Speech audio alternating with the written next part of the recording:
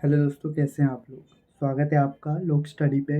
तो आज के इस लेक्चर्स में हम देखेंगे sexual reproduction, gametogenesis, fertilisation and embryogenesis को। तो चलिए बिना किसी देरी के शुरू करते हैं। देखिए, हम पढ़ने वाले हैं सेक्सुअल रिप्रोडक्शन। तो सेक्सुअल रिप्रोडक्शन के बारे में मैंने इससे पहले वाले लेक्चर में बहुत अच्छे से बता रखा है। आज हम और ज़्यादा इसको समझेंगे कि सेक्सुअल रिप्रोडक्शन एक्चुअल में होता क्या है। तो sexual reproduction is characterised by the fusion of male and female gametes. मतलब जो सेक्सुअल रिप्रोडक्शन होता है, ये मेल और फीमेल गेमिट के फ्यूज़ करने पे मतलब कंप्लीट होता है। और देखिए, मेल और फीमेल गेमिट कब फ्यूज़ करेंगे? जब गेमिट का क्या होगा? फॉर्मेशन होगा। क्या होगा?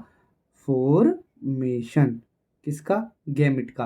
तो गेमिट का जब फॉर्मेशन होगा तभी तो गेमिट फ्यूज़ करेंगे ना।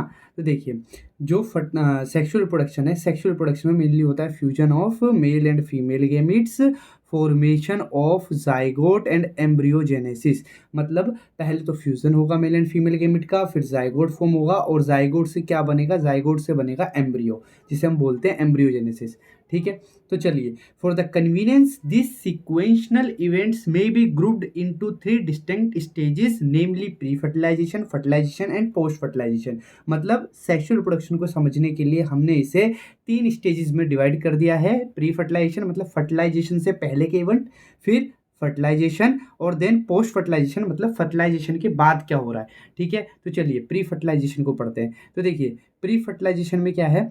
Pre fertilisation these includes all events of sexual reproduction prior to fusion of gametes. मतलब गैमिट के फ्यूजन से पहले जितने भी इवेंट्स होंगे वो सारे के सारे प्री फर्टिलाइजेशन में काउंट होंगे। तो प्री फर्टिलाइजेशन में एक्चुअल में कितने इवेंट्स होते हैं? तो इसमें मेनली 2 इवेंट्स होते हैं। पहला होता है गैमेटोजेनेसिस और दूसरा होता है गैमिट ट्रांसफर। मतलब पहले तो गैमिट का फॉर्मेशन होगा और फिर गैमिट को ट्रांसफर किया जाएगा। तो गैमेटोजेनेसिस क्या होता है? Gametogenesis is nothing, it is the process of formation of 2 types of gamete. एक होता है मेल गैमिट और एक होता है आपका फीमेल गैमिट। ठीक है ना। लेकिन एक खास बात है, कभी भी गैमिट बनेगा तो वो गैमिट हमेशा क्या होंगे? हैप्लॉइड होंगे। क्या होंगे? हैप्लॉइड होंगे। तो जो गैमिट्स बनते हैं वो कैसे होते हैं? हैप्लॉइड होते हैं। ठीक है। तो चलिए, अब यहाँ पर आपने एनसीईआरटी में देखा होगा, यहाँ पर हमें 3 स्ट्रक्चर्स दे रखी हैं। क्या दे रखी है? 3 जो है स्ट्रक्चर्स दे रखी हैं, जिसमें हम देख सकते हैं। एक है, पहली है आइसोगैमिट्स ऑफ क्लेडोफोरा, दूसरी है हेट्रोगैमिट्स ऑफ फ्यूकस, एक एल्गी होता है फ्यूकस, और लास्ट है हेट्रोगैमिट ऑफ होमोसेपियंस। ठीक है। तो आप यहाँ पर आइसोगैमिट्स पे मतलब फोकस कीजिए। दोनों गैमिट्स देखने में बिल्कुल सेम है। ठीक है ना। फिर हम आ जाते हैं किस पे? फिर हम आ जाते हैं अपने हेट्रोगैमिट फ्यूकस। ये जो स्ट्रक्चर है ये फ्यूकस की है, जो एक एल्गी है। ये एक फीमेल गैमिट है और यहाँ पे आपको छोटा सा दिख रहा होगा, ये एक मेल गैमिट है। ठीक है। लास्ट में हमारे पास आता है हेट्रोगैमिट ऑफ होमोसेपियंस, जिसमें ये है एक फीमेल गैमिट। ठीक है। और ये है आपका एक मेल गैमिट, ये स्पर्म और ये ओवम। ठीक है। तो चलिए आगे बढ़ते हैं। अब देखिए, आइसोगेमी, एनाइसोगेमी और ऊगेमी के बारे में थोड़ा जान लेते हैं, क्योंकि ये ज़रूरी है। तो देखिए, एनाइसोगेमी क्या होता है? Anisogamy is the fusion of gamete in dissimilar size. मतलब एनाइसोगेमी में क्या होता है? हमारे पास जो गैमिट होते हैं वो कैसे होते हैं? वो गैमिट्स होते हैं डिसिमिलर इन साइज। आपने देखा था एनाइसोगेमी में गैमिट्स कैसे थे? Dissimilar in size. दोनों का साइज कैसा था? बिल्कुल अलग एक दूसरे से। ठीक है। तो वो एनाइसोगेमी हो गया, जिसमें mail and female gametes present होते हैं। Both male and female gametes either motile होंगे या नॉन मोटाइल होंगे, या तो फिर वो मोटाइल होंगे, दोनों मेल और फीमेल गेमिट मोटाइल होंगे, या फिर दोनों मेल और फीमेल गेमिट क्या होंगे? नॉन मोटाइल होंगे। Second stage of evolution in sexual process. ठीक है। अगर इन सम, अब देखिए एनाइसोगेमी आपको कहाँ कहाँ देखने को मिलती है? फंजाई में, हायर इनवर्टिब्रेट्स में, और ऑल वर्टिब्रेट्स, जितने भी वर्टिब्रेट्स होते हैं सभी वर्टिब्रेट्स में आपको एनाइसोगेमी देखने को मिलती है। अब बात कर लेते हैं ऊगेमी की। ऊगेमी क्या है? देखिए, oogamy is the fusion of gamete in similar size. मतलब उनका साइज कैसा होता है? सिमिलर होता है। अभी आपने देखा था ना क्लेडोफोरा के जो 2 गैमिट्स थे, जैसे कि हम बताएं, ये 2 गैमिट्स हमने बनाए थे। ठीक है। ऐसे थे ना हमारे पास 2 गैमिट्स ना, क्लेडोफोरा के। उन दोनों का साइज क्या था? बिल्कुल सेम था। वो तो किस कैटेगरी में आ गए? वो आ गए आपके आइसोगेमी वाली कैटेगरी में। ठीक है। तो अब बात कर लेते हैं कि male and female gamete are not distinguishable, मतलब उन दोनों में आप अंतर नहीं कर सकते, दोनों देखने में कैसे होंगे, बिल्कुल सेम होंगे। Both male and female gametes are either motile और इमोटाइल, या तो वो मोटाइल होंगे या इमोटाइल होंगे, मतलब या तो मूव करने वाले होंगे या फिर स्टेशनरी होंगे, नॉन मूवेबल होंगे। First stage of evolution in sexual process, ठीक है ना। फिर किस किस में देखने को मिलते हैं, क्लेमाइडोमोनास में हमें ये देखने को मिलते हैं, मोनोसाइट्स में, प्रोटोजोन्स में हमें ये देखने को मिलते हैं, ठीक है। अब बात कर लेते हैं ऊगेमी की। ऊगेमी क्या होता है, oogamy is the fusion of large motile female gamete and small motile male gamete. देखिए यहाँ पे थोड़ा गलती हो गई है। क्या गलती है कि मोटाइल नहीं है फीमेल गेमिट, कैसा है, नॉन मोटाइल। जैसे ह्यूमन बींग्स में क्या होता है, एक फीमेल गेमिट होता है बड़ा सा, ठीक है, और ये कैसा होता है, नॉन मोटाइल होता है, ठीक है, और एक मेल गेमिट होता है छोटा सा और ये मोटाइल होता है, ठीक है। तो ये एक ऊगेमी का एग्जाम्पल है, ठीक है। अब एक सेल इज इमोटाइल और स्पर्म सेल क्या होगी, मोटाइल होगी। Third stage of evolution in sexual process, फिर कहाँ देखने को मिलता है, higher group of algae like Volvox में, ओडोगोनियम में और ब्रायोफाइटा फर्न में हमें देखने को मिलता है, जिम्नोस्पर्म में, प्रोटिस्टा में देखने को मिलता है और ह्यूमन बींग्स में भी ये देखने को मिलता है, ठीक है। अब बात कर लेते हैं in some algae two gametes are so similar in appearance that it is not possible to characterize them into male and female gamete, hence are called होमोगैमिट्स या फिर आइसोगैमिट्स। मतलब कुछ एल्गी में क्या होता है कि दोनों गैमिट्स कैसे होते हैं, सिमिलर होते हैं, तो उनको हम डिफरेंशिएट नहीं कर सकते कि कौन सा मेल है कौन सा फीमेल है, इसलिए हम उन्हें होमोगैमिट्स बोलते हैं या फिर आइसोगैमिट्स बोलते हैं, ठीक है। अब बात कर लेते हैं, however in a majority of sexually reproducing organism the gamete produce are of two morphologically distinct type, लेकिन majority of sexually reproducing organism जो होते हैं उनमें हमें हेट्रोगैमिट्स देखने को मिलते हैं, मतलब दोनों mail and female gamete easily distinguishable होते हैं, क्योंकि दोनों मॉर्फोलॉजिकली कैसे होते हैं, डिस्टिंक्ट टाइप होते हैं, दोनों मॉर्फोलॉजिकली कैसे होते हैं, डिफरेंट होते हैं अपीयरेंस में, ठीक है। अब बात कर लेते हैं, in such organism the male gamete is called antherozoid या फिर sperm and female gamete is called egg और ओवम। देखिए हेट्रोगैमिटी में यहाँ पर एग्जाम्पल लिया गया है ऊगेमी का, तो ऊगेमी में क्या था, जो हमारे पास मेल गैमिट था उसको हमने एंथ्रोजोइड या स्पर्म बोला और जो फीमेल गैमिट था उसको एग या ओवम बोला, ठीक है। चलिए अब बात कर लेते हैं सेक्सुअलिटी इन ऑर्गेनिज्म। तो सेक्सुअलिटी इन ऑर्गेनिज्म में क्या होता है, sexual reproduction in organism generally involves the fusion of gametes from two different individual, but this is not always true. मतलब क्या है कि सेक्सुअल रिप्रोडक्शन में हम क्या देखते हैं कि दो गैमेट तो फ्यूज करते हैं, कन्फर्म है, फ्यूजन ऑफ गैमेट्स होता है, ये कन्फर्म है, और टू डिफरेंट इंडिविजुअल से होता है, लेकिन ये जरूरी नहीं है कि हमेशा गैमेट दोनों डिफरेंट इंडिविजुअल्स में ही बने। मतलब समटाइम्स एक इंडिविजुअल होता है उसी में गैमेट बन सकते हैं दोनों, ठीक है। इसलिए यहाँ पे लिखा हुआ है it is not always true, क्या कि sexual reproduction in organism generally involve the fusion of gamete from two different individual, but this is not always true. Plant में क्या होता है, प्लांट में हम क्या देखते हैं, have both male and female reproductive structure. Plant में हम क्या देखते हैं, प्लांट में हम देखते हैं कि जो मेल और फीमेल रिप्रोडक्टिव स्ट्रक्चर है वो एक ही प्लांट में देखने को मिल रहा है, इसलिए हम उस प्लांट को क्या बोलते हैं, बाइसेक्सुअल बोलते हैं। और ऐसा ही क्या होता है कि एक प्लांट में मेल स्ट्रक्चर्स हो सकते हैं केवल, और दूसरे प्लांट में केवल फीमेल स्ट्रक्चर्स हो सकती हैं, तो ऐसे प्लांट को यूनिसेक्सुअल बोला जाएगा। लेकिन ऐसा प्लांट जिसमें दोनों स्ट्रक्चर्स पाई जा रही है उसे क्या बोलते हैं, बाइसेक्सुअल प्लांट बोलते हैं। तो यहाँ पर देखिए एक ही पेरेंट है और एक ही पेरेंट में दोनों स्ट्रक्चर है, mail and female reproductive structure, तो क्या होगा, दोनों रिप्रोडक्टिव जो गैमेट हैं वो फॉर्म होंगे और पॉसिबिलिटी है कि यहाँ पर सेल्फ फर्टिलाइजेशन, सेल्फ पोलिनेशन हो जाए, ठीक है। तो इसीलिए हमेशा ये जरूरी नहीं है कि टू डिफरेंट इंडिविजुअल इन्वॉल्व हो, किसमें, फ्यूजन ऑफ गैमेट्स में, ठीक है। चलिए अब बात कर लेते हैं यूनिसेक्सुअल और बाइसेक्सुअल फ्लावर की। तो देखिए यूनिसेक्सुअल फ्लावर क्या होता है, जिसमें केवल mail and female reproductive structure होते हैं एक फ्लावर में। मतलब आपके पास एक प्लांट है, उस प्लांट में कई सारे फ्लावर है, ठीक है। अब हर फ्लावर में क्या है, सिर्फ मेल स्ट्रक्चर है, और यहाँ पर आपके पास दूसरा प्लांट है, इसमें जितने फ्लावर है उसमें सारे क्या है, फीमेल रिप्रोडक्टिव स्ट्रक्चर है। तो ये फीमेल प्लांट हो गया और ये आपका हो गया आपका मेल प्लांट, तो दोनों डिफरेंट हो गए ना, तो यूनिसेक्सुअल हो गया। बाइसेक्सुअल में क्या होगा, आपके पास एक प्लांट है, ठीक है, आपके पास एक प्लांट है और उस प्लांट में जो स्ट्रक्चर है एक है मेल स्ट्रक्चर, और उसी प्लांट में एक फ्लावर दूसरा उसके पास है फीमेल स्ट्रक्चर। तो इस प्लांट में हम क्या देख रहे हैं, दोनों मेल एंड फीमेल स्ट्रक्चर देखने को मिल रही है, तो ये कैसा हो गया, बाइसेक्सुअल प्लांट हो गया। कैसा हो गया, बाइसेक्सुअल प्लांट हो गया, ठीक है। चलिए यहाँ पर आप क्लियर हो गए बाइसेक्सुअल और यूनिसेक्सुअल प्लांट में। अब in several fungi plants terms such as homothallic और monoecious are used to denote bisexual condition and heterothallic and dioecious term used to describe unisexual condition. देखिए अभी तक हमने प्लांट्स की बात करी, अब हम किसकी बात कर रहे हैं, फंजाई की बात कर रहे हैं। तो फंजाई में क्या होता है कि अगर कोई ऐसा फंजाई जिसमें mail and female reproductive structure दोनों है तो उसे हम बोलते हैं होमोथैलिक। क्या बोलते हैं, होमोथैलिक बोलते हैं। और ऐसा प्लांट जिसमें मेल और फीमेल रिप्रोडक्टिव स्ट्रक्चर दोनों हैं उस प्लांट को बोलते हैं मोनोशियस।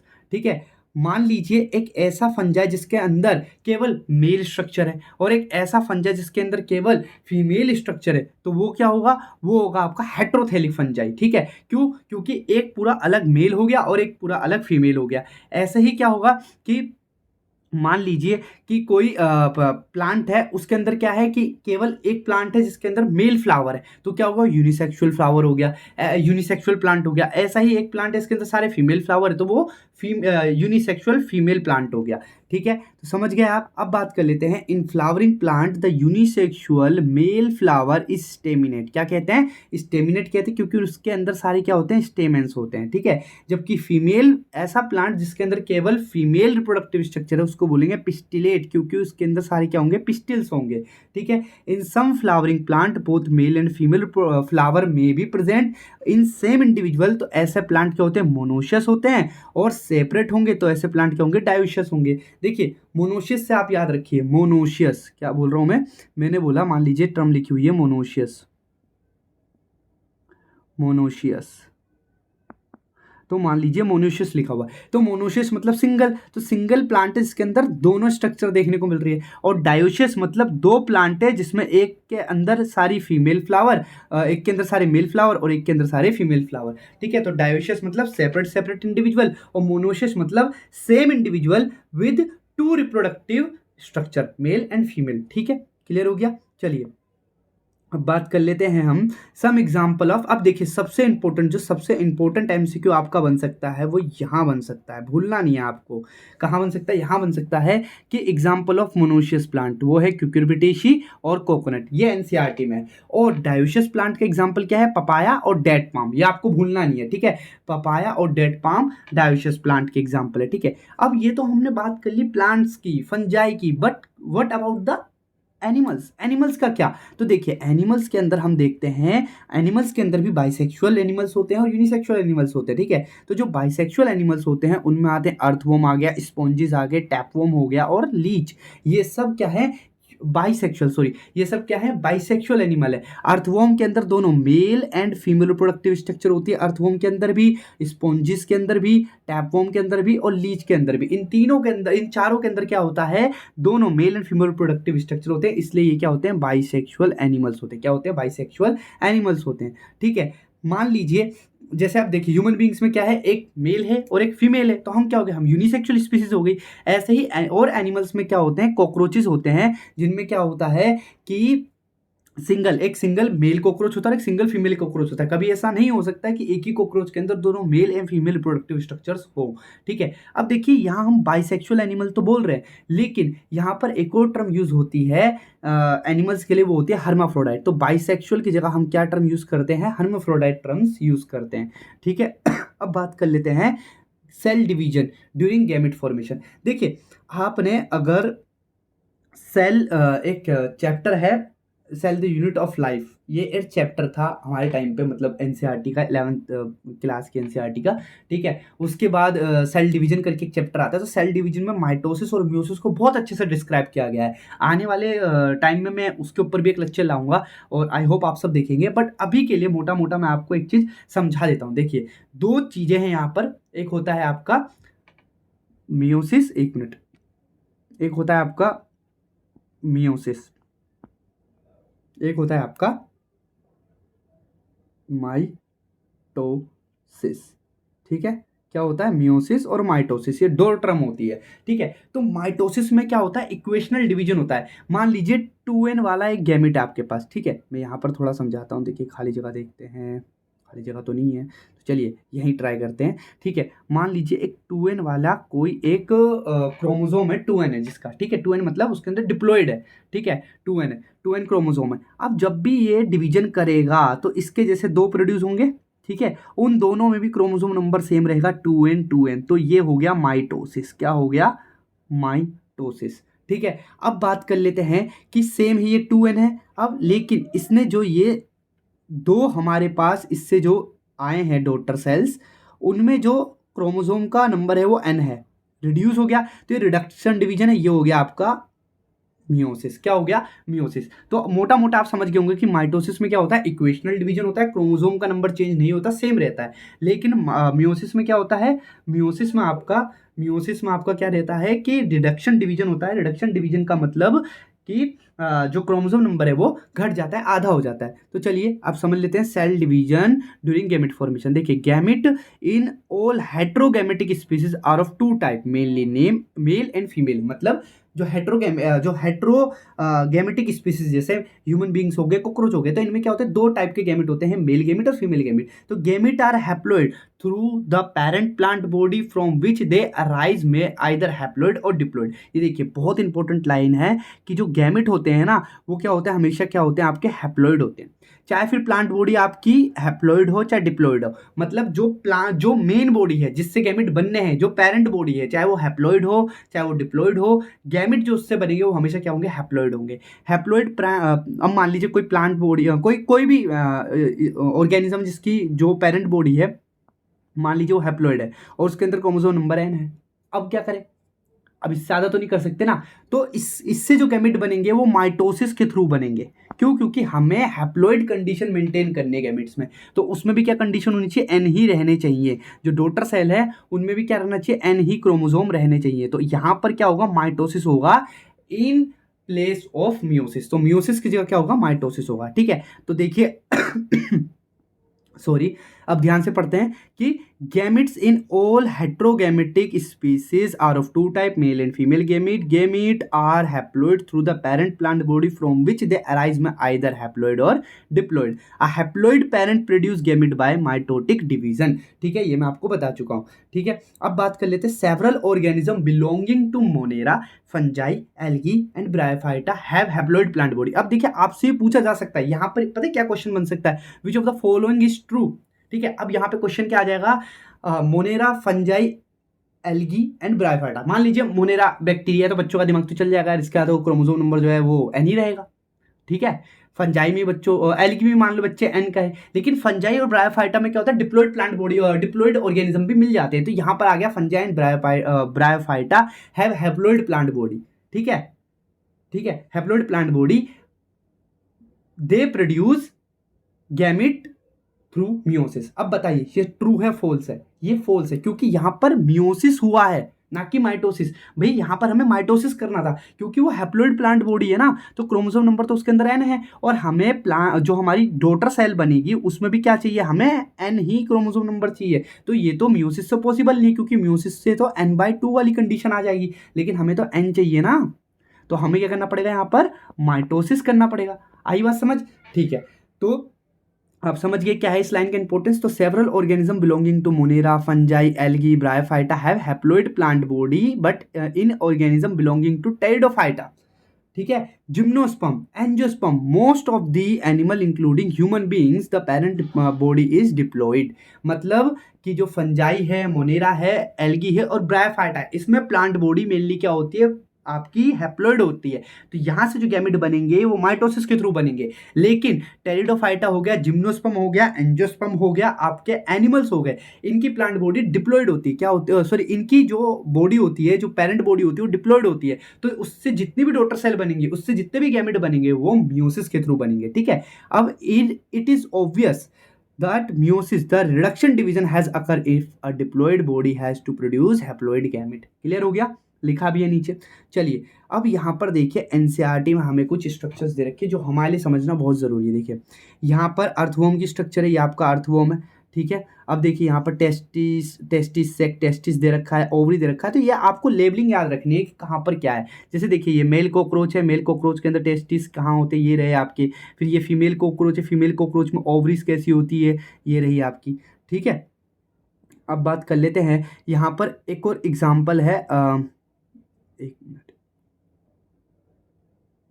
प्लांट बॉडी का। ठीक है। यहाँ पर हमारे पास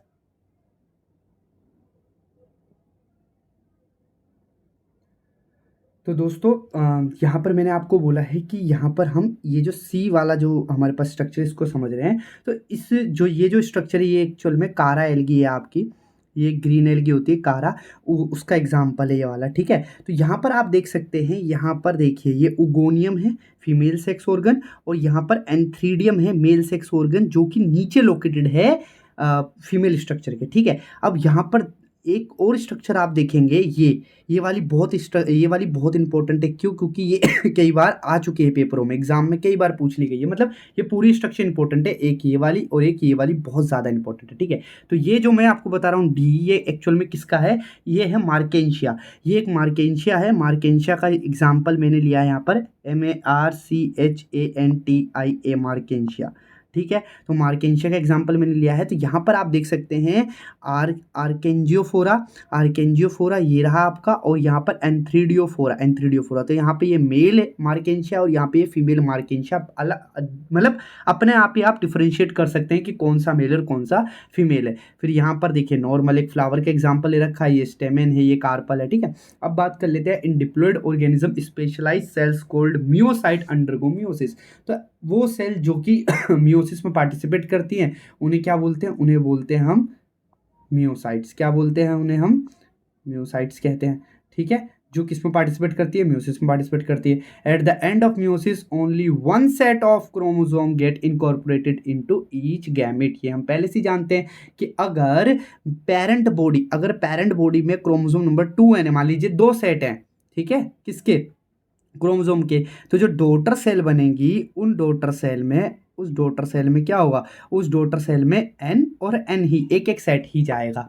ठीक है। ये बात लिखी हुई यहाँ पर। अब बात कर लेते हैं गैमेट ट्रांसफर की। तो after the formation of male and female gamete must be physical brought together to facilitate the fusion. देखिए अब फर्टिलाइजेशन में सबसे ज़्यादा जो इंपॉर्टेंट है वो होता है कि फिजिकली ब्राउट टुगेदर, किसको? मेल एंड फीमेल गैमेट को, तभी तो फर्टिलाइजेशन हो पाएगा। In majority of organism male gamete कैसे होते हैं? मोटाइल होते हैं, और फीमेल गैमेट कैसे होते हैं? स्टेशनरी होते हैं। अब यहाँ पर देखिए एक्सेप्शन होगा। एक्सेप्शंस हमें ज़्यादातर ध्यान रखने हैं क्योंकि एक्सेप्शन इंपॉर्टेंट है। Exception are few fungi and algae which both type gamete are motile, जिनमें दोनों तरह के गैमेट क्या होते हैं? मोटाइल। अभी हमने जस्ट क्लेडोफोरा का एग्जाम्पल पीछे पढ़ा जिसमें दोनों क्या है? मोटाइल हैं। दोनों क्या है हमारे पास? जो गैमेट है वो मोटाइल है, वो एक एल्गी क्लेडोफोरा। ठीक है। अब बात कर लेते हैं कि there is a need for a medium through which male and female gamete move. देखिए अगर वो मोटाइल है तो कोई ना कोई तो मीडियम चाहिए ना जिसके थ्रू वो मूव करके एक दूसरे के पास पहुंच सके।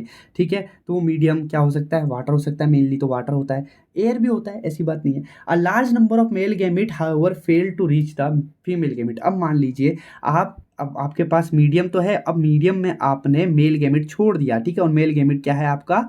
मोटाइल है। ये कैसे पहुंचेगा फीमेल गैमेट पे? जाहिर सी बात है स्विम करके या कैसे भी, मतलब मूव करके ही पहुंचेगा। लेकिन मान लीजिए अगर ये फीमेल गैमेट तक पहुंचने में नाकाम रहा तो क्या होगा? फर्टिलाइजेशन तो नहीं हो पाएगा और उस स्पीसीज के लिए खतरा बना रहेगा ना, क्योंकि वो स्पीसीज तो लुप्त हो जाएगी अगर फर्टिलाइजेशन नहीं हुआ। तो फिर क्या होगा? इसी चीज़ को कंपनसेट करने के लिए लॉस ऑफ मेल गैमेट को कंपनसेट करने के लिए ट्रांसपोर्ट के दौरान number of male gamete produce की जाते हैं 1000 times than the number of female gamete. मान लीजिए एक फीमेल गैमेट है तो उसके कंपैरिजन में 1000 से भी ज़्यादा मेल गैमेट जो होंगे वो प्रोड्यूस किए जाएंगे और भेजे जाएंगे कहाँ? मीडियम में, जिस मीडियम से भी वो फीमेल गैमेट तक पहुंच सकते हैं, ताकि एक गैमेट तो पहुंचे। ठीक है। तो चांसेस ऑफ फर्टिलाइजेशन को बढ़ाने के लिए इस एक से ज़्यादा मेल गैमेट को प्रोड्यूस किया जाता है एज कंपेयर टू फीमेल। ठीक है। अब ये जो मैंने बताया ना आपको, ये इतना सारा जो एक्सप्लेन किया है, ये एक्चुअल में असर्शन रीजन का एक इंपॉर्टेंट क्वेश्चन है। ठीक है। चलिए अब बात कर लेते हैं, in seed plant pollen grain are the carrier of male gamete and ovule have the egg. ठीक है, अब मान लीजिए कोई सीडेड प्लांट है तो ये आपको नहीं भूलना है, यहाँ पर भी एमसीक्यू बन जाता है, which of the following is the carrier of male gamete in seeded plant is the pollen grain. ठीक है, तो pollen grain are the carrier of male gamete and female gamete का कैरियर कौन है, ओव्यूल है।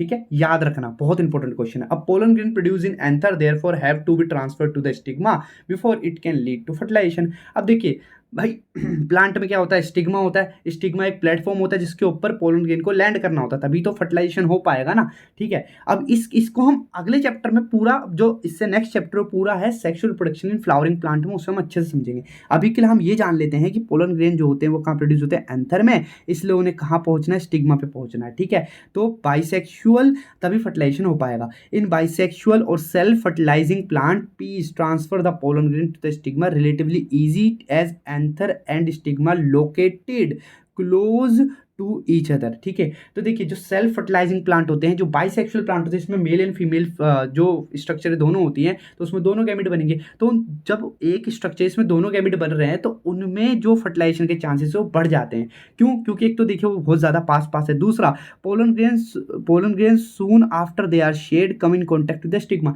जैसे ही पोलन ग्रेन अपने उसको क्या बोलते हैं, एंथर को छोड़ता है, वैसे ही वो स्टिग्मा पर लैंड कर जाता है। तो देखिए पहुंच गया ना, तो फर्टिलाइजेशन बहुत ज़्यादा यहाँ पर इजी हो जाता है। ठीक है, अब पोलन ग्रेन जर्मिनेट, अब क्या होता है जनरली, देखिए मान लीजिए स्टिग्मा, आप ये एक स्टिग्मा है, ये प्लेटफॉर्म है, अब इसके ऊपर अगर पोलन ग्रेन ने लैंड किया, ठीक है, अब मैं ये बना रहा हूँ आपका स्टाइल बना रहा हूँ। स्टिग्मा में स्टाइल होता है, फिर क्या होता है, ओवरी होता है, फिर यहाँ पर आपका ऐसे ओवरी होता है। ठीक है, अब मान लीजिए यहाँ पर क्या है, ये एक पोलन ग्रेन ने लैंड किया, अब इस पोलन ग्रेन के अंदर गैमेट है, तो ये पोलन ट्यूब प्रोड्यूस करेगा, वो पोलन ट्यूब क्या करेगी, ओवरी के अंदर जाएगी और ओव्यूल तक पहुंचेगी। ठीक है, तो ये जो पोलन ट्यूब है ये कैरी करती है किसको, मेल गैमेट को। जो पोलन ग्रेन के अंदर जो मेल गैमेट होता है उनको कैरी करती है पोलन ट्यूब। ठीक है, कहाँ तक, ओव्यूल तक। ठीक है, अब बात कर लेते हैं, pollen grain are germinate on stigma and the pollen tube carrying the male gamete reach the ovule and discharge the male gamete near the egg. ठीक है, in dioecious animals since male and female gamete are formed in different individual the organism must evolve by special mechanism for gamete transfer. ठीक है, चलिए, अब successful transfer and coming together of gamete is essential for the most critical event in sexual production, the fertilisation. मतलब देखिए, एक तो transfer successfully होना चाहिए और दूसरा वो successfully mail and female gamete successfully एक दूसरे की क्लोज आ जानी चाहिए। ये दो चीज़ें जब करेक्टली हो जाती है तभी फर्टिलाइजेशन को आप अच्छे से अचीव कर सकते हैं। ठीक है, अब बात कर लेते हैं फर्टिलाइजेशन की। ठीक है, तो फर्टिलाइजेशन क्या है, most vital event of sexual reproduction perhaps the fusion of gametes. मतलब फर्टिलाइजेशन बहुत ज़्यादा ही एक बहुत इंपॉर्टेंट इवेंट है पूरे रिप्रोडक्शन में। ठीक है, फर्टिलाइजेशन नहीं होगा, अगर फ्यूजन नहीं होगा मेल एंड फीमेल गैमेट का, तो आगे की तो प्रोसेस हो नहीं सकती। अब देखिए, फर्टिलाइजेशन की जगह हम कभी कभी सिनगैमी टर्म यूज़ कर लेते हैं। ठीक है, तो the term fertilisation use often for this process. ठीक है, और जो सिनगेमी और जो फर्टिलाइजेशन टर्म है फ्रिक्वेंटली यूज होती है, इंटरचेंजेबल है। मतलब कभी कभी आपको फर्टिलाइजेशन की जगह सिनगेमी भी लिखा मिल सकता है, तो कंफ्यूज ना हो, उसका मतलब फर्टिलाइजेशन ही होता है। ठीक है, चलिए अब बात कर लेते हैं इन सम ऑर्गेनिज्म। अब ये बहुत इंपॉर्टेंट है, ये जो मैं लाइन पढ़ने वाला बहुत इंपॉर्टेंट लाइन है। इन सम ऑर्गेनिज्म जैसे रूटीफर्स हो गए, हनीबीज हो गए, सम लिजार्ड और बर्ड, खासतौर पर टर्की बर्ड। ठीक है, female gamete undergo development to form new organism without fertilisation.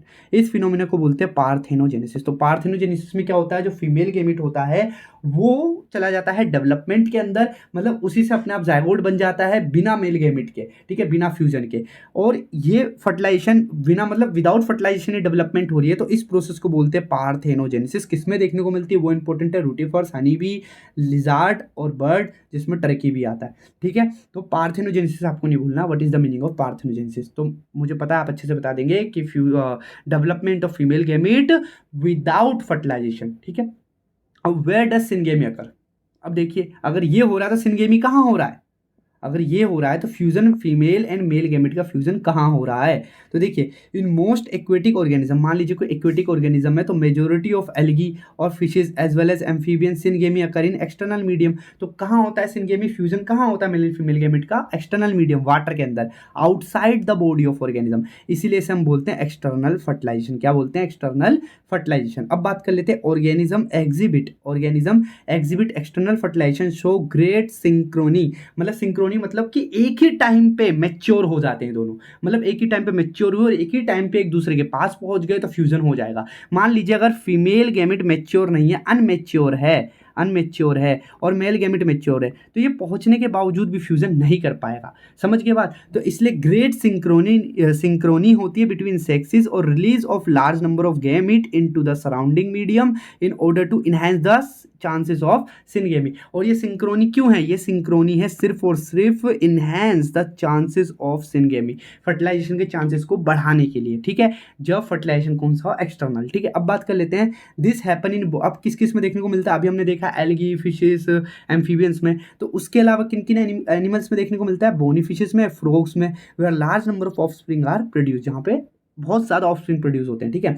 A major disadvantage of that the offspring are extremely vulnerable to predator threatening their survival up to adulthood, मतलब जब तक वो adult नहीं होते तब तक उनकी लाइफ को खतरा रहता है। क्योंकि देखिए, जब कोई गैमिट है, गैमिट से जाइगोट, जाइगोट से आपका एम्ब्रियो बना, एम्ब्रियो से फिर वो क्या बोलते हैं छोटा सा डॉटर सेल, डॉटर बना, ठीक है। अब मान लीजिए टेडपोल बना, टेडपोल छोटा ही है, अभी फ्रॉग है, फ्रॉग उसको खतरा कितना है जान का, समझ रहे हैं आप, जब तक वो पूरा एक मैच्योर फ्रॉग ना बन जाए, ठीक है। तो यहाँ पर लिखा हुआ है कि यही सबसे बड़ा डिसएडवांटेज है कि उनको कोई प्रोटेक्शन नहीं होती है जब तक वो अपनी रक्षा करने लायक नहीं हो जाते, वो ऐसे ही एक्सटर्नल एनवायरनमेंट में पड़े रहते हैं, तो सबसे बड़ा डिसएडवांटेज है। अब in many terrestrial organism belonging to fungi, higher animals such as reptiles, birds, mammals, majority of plants जैसे bryophyta, pteridophyta, gymnosperm, angiosperm, syngamy occur inside the body of organism, hence the process is called internal fertilization. समझ गया आप बात को? इसमें syngamy कहाँ हो रहा है? बॉडी के अंदर हो रहा है, इसलिए इंटरनल फर्टिलाइजेशन है। अब जो चीज़ आपको याद रखनी है वो ये याद रखनी है कि एल्गी में एक्सटर्नल फर्टिलाइजेशन देखने को मिलता है, जबकि ब्रायोफाइटा में इंटरनल, टेरिडोफाइटा में भी इंटरनल, ये भूलना नहीं है, ठीक है। चलिए, अब in all these organism egg is formed inside the female body where they fuse with the male gamete, ठीक है। इन सब में क्या हो रहा है कि फीमेल गैमेट जो है वो, मतलब जो एग है वो फीमेल बॉडी के अंदर बन रहा है और फ्यूजन भी फीमेल गैमेट के, फीमेल बॉडी के अंदर हो रहा है मेल गैमेट के साथ, ठीक है। अब in organism exhibiting internal fertilization the male gamete is motile has to reach egg in order to fuse with it. In these event through the number of sperm produced is very large, there is significant reduction in number of egg produced in seeded plant, ठीक है। However the non motile male gamete are carried female gamete by the pollen tube, मतलब क्या है इस पूरे का मतलब ये है कि जो मेल गेमिट है उसे फीमेल गेमिट तक पहुंचना पड़ता है इससे। और देखिए, चूंकि फीमेल गेमिट तो अब जो फीमेल बॉडी है उसके अंदर प्रोड्यूस हो रहा है तो उससे तो पूरी तरीके से प्रोटेक्शन मिल गई, तो उसका नंबर जो है रिड्यूस कर दिया नेचर ने कि अब इतना ज़्यादा प्रोड्यूस करने की जरूरत नहीं है। लेकिन मेल गेमिट अभी भी एक्सटर्नल मीडियम से ही आ रहे हैं, तो इसलिए उनका नंबर फीमेल गेमिट कंपेरिजन में ज़्यादा है to enhance the chances of syngamy, ठीक है। और लास्ट वाली लाइन जो लिखी थी कि मान लीजिए अगर दोनों मेल एंड फीमेल गेमिट दोनों नॉन मोटाइल है तो उसमें उस केस में हमें पोलन ट्यूब देखने को मिलेगी जो मेल गेमिट को फीमेल गेमिट तक लेके जाएगी, ठीक है। उससे पहले क्या होगा? पोलिनेशन होगा। पोलिनेशन में क्या होता है? पोलन ग्रेन को हमें स्टिग्मा के ऊपर लैंड कराना होता है, इतना सा काम है। फिर पोलन ग्रेन से ओव्यूल के अंदर मौजूद फीमेल गेमिट तक कैसे पहुंचता है मेल गेमिट, उसके लिए पोलन ट्यूब डेवलप होती है, वही बात लिखी है। और ये सारा केस नॉन मोटाइल गेमिट्स के लिए, ठीक है। अब बात कर लेते हैं पोस्ट फर्टिलाइजेशन इवेंट की, क्योंकि फर्टिलाइजेशन हमने देख लिया, अब पोस्ट फर्टिलाइजेशन इवेंट की बात कर लेते हैं। तो events in sexual reproduction after the formation of zygote are called post fertilization, ठीक है। तो जो फर्टिलाइजेशन के बाद जितने भी इवेंट होते हैं पोस्ट फर्टिलाइजेशन के अंदर आते हैं, मतलब फॉर्मेशन ऑफ जाइगोट। अब यहाँ पे जाइगोट और एम्ब्रियो बनेगा, ठीक है। तो जो जाइगोट है, जाइगोट की बात कर लेते हैं, तो formation of diploid zygote is universal. ये इंपॉर्टेंट लाइन है, याद रखना कि जाइगोट डिप्लॉयड होता है, ये यूनिवर्सल है। जितने भी सेक्सुअली रिप्रोड्यूसिंग ऑर्गेनिज्म होंगे उन सब में जाइगोट क्या होगा? डिप्लॉयड होगा, भूलना नहीं है। कहीं पे हैप्लॉयड लिखा है तुरंत कट करो, गलत है वो। In organism with external fertilization zygote is formed in the external medium where in those exhibiting internal fertilization, तो उसमें जाइगोट कहाँ बनेगा? इनसाइड द बॉडी, ठीक है। अब बात कर लेते हैं आगे। Further development of zygote depend on the type of life cycle of the organism and the environment it is expose to, मतलब वो किस इन्वायरमेंट में है ऑर्गेनिज्म और क्या उसकी लाइफ साइकिल, उस पर डिपेंड करता है जाइगोट का क्या डेवलपमेंट, ठीक है। अब बात कर लेते हैं in organism belonging to fungi algae zygote develop a thick wall that resistant to desiccation and damage, मतलब आपको एल्गी, फंजाई, इन दोनों के जो जाइगोट बनेंगे इन दोनों के जाइगोट के अराउंड एक थिक वॉल डेवलप हो जाएगी ताकि वो उसको डैमेज से बचा सके, ठीक है ना, डेसिकेशन और डैमेज से बचा सके। इसलिए वहां पर एक क्या होगी, थिक वॉल डेवलप हमें देखने को मिलेगी zygote of algae and fungi में, ठीक है। अब it undergo period of rest before germination. अब मान लीजिए फेवरेबल कंडीशन नहीं है, अनफेवरेबल कंडीशन है, तो अब जाइगोट तो बन चुका है, अब लाइफ को ऐसे नष्ट तो नहीं कर सकते, तो उस लाइफ को प्रिजर्व करने के लिए वो कुछ समय के लिए रेस्ट के पीरियड में चला जाएगा और जैसे ही फेवरेबल कंडीशन आएगी वो जर्मिनेट कर जाएगा, ठीक है। In organism with haplontic life cycle, zygote divide by meiosis to form haploid spore that grow into the haploid individual। बहुत सटीक क्वेश्चन है। मान लीजिए एक आपके पास क्वेश्चन आता है, मान लीजिए कोई एल्गी है, ठीक है, कोई एल्गी है। अब एल्गी तो हैप्लोइड होती है और कई सारे फंजाई भी हैप्लोइड होते हैं, लेकिन जाइगोट तो डिप्लॉइड है।